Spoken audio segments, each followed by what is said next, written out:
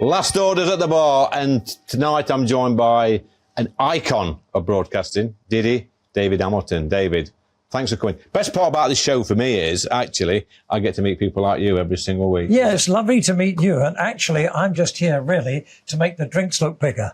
Well, you're certainly doing that, David. Now, let's rewind, because you come from an era, probably the same as my parents, born in the 30s. Yeah. So you'd have been, growing up during the war and in the 50s. You'd have seen some tough times, David. Yes, I did. My father was in the army during the war.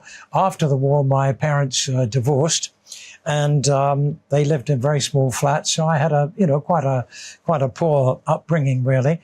But when I was 17 or 18, I was called up to do my national service in the RAF. Okay. And I was. This is how I began in radio. So what year would that be then? That was 1957, and I joined the RAF, and I was posted to Germany. And I was very lucky. I got onto the British Forces Network radio station, and I was actually one of the first DJs to play rock and roll. Wow. Until that time, music was "How Much Is That Doggy on the Window?" Yeah. And "Feet Up, Pat Him on the Popo."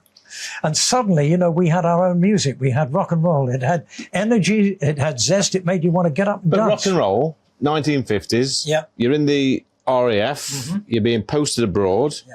Now, it's Elvis week this week. Yes. Elvis died 46 years ago. Yeah. He was in Germany. Yes. During the 50s. He was in Germany at the same time as me. He was with the US Army doing his national service. He was in Frankfurt and I was in Cologne. So I didn't meet him, but I did play his records along with, Jerry Lee Lewis and Little Richard. It was a very exciting time.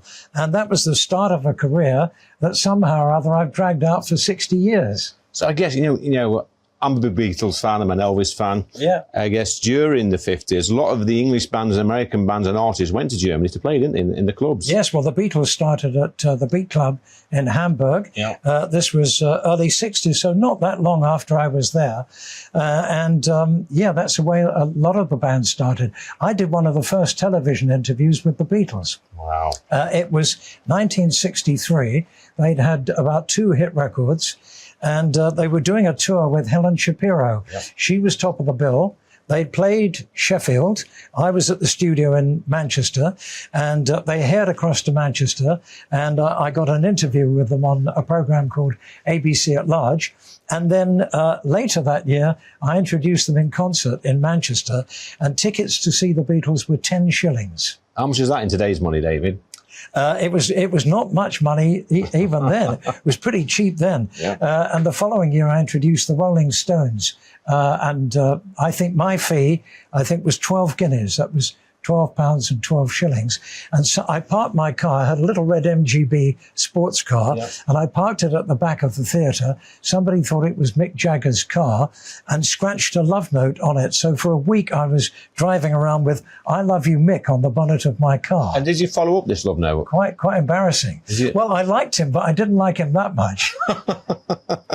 So, Elvis, the Beatles. Yeah. Rolling Stones. Rolling Stones. You've been a broadcaster, you've been involved in this industry for, since 1959? Yeah, well, I think it's about 64 years now. Wow, that's incredible. Yeah. And I'm now actually the oldest person doing a national daily radio show, because I do a show on a station called Boom. Can you give us a couple of standout memories, David, for your time in broadcasting? Well, I think obviously when I started, it was very exciting because I was really not much more than a teenager. Yeah. So that was very exciting. I think when I got my own daily show on Radio 1 in 1973, and I was part of a lineup that was Tony Blackburn, Noel Edmonds, Johnny Walker, Fluff Freeman, so it was a great team to be on.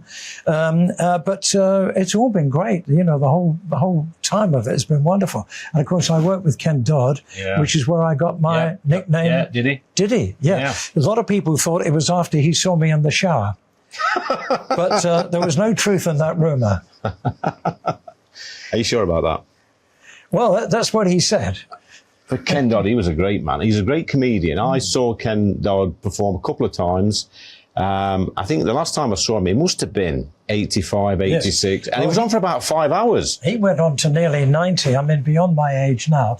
And his shows went on for 5 hours. The audiences missed the last buses going home. True. That's true. It was great working with him. We did a TV series called Doddy's Music Box, and it went out on Saturday nights at the time. And, of course, he was #1 with Tears. He was the Variety Club Entertainer of the Year.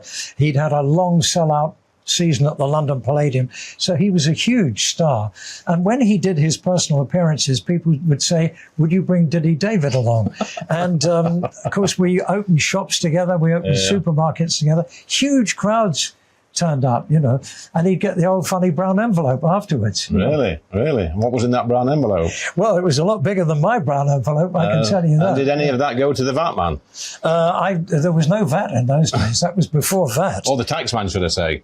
The tax man. Well, you know, Ken had this famous case, Inland Revenue versus Ken Dodd, and it was a Liverpool jury, and Liverpudlians adored Ken Dodd, were not terribly fond of the Inland Revenue, and so they said not guilty.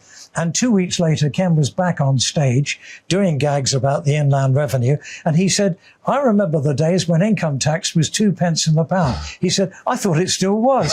That's great. I can remember that trial. Did he defend himself? No, George Carman, who was the most wonderful QC. And George Carman famously said, he said, a lot of accountants are comedians, but no comedians are accountants. And the jury said not guilty. Yeah. So you've gone through the decades, David, from the 50s to the present day. Yeah. You've seen a lot of changes. You know, music's definitely changed. And, you know, I like the 50s and 60s and the 70s, the glam rock period as well. Do you think music was better in yesteryear? Or do you think it's developed into something much better? Or is it too... I don't know. I think what I would say about 60s and 70s music was, it was very happy. You know, the 70s, as you remember, do you remember the 70s? I do remember the 70s, yeah.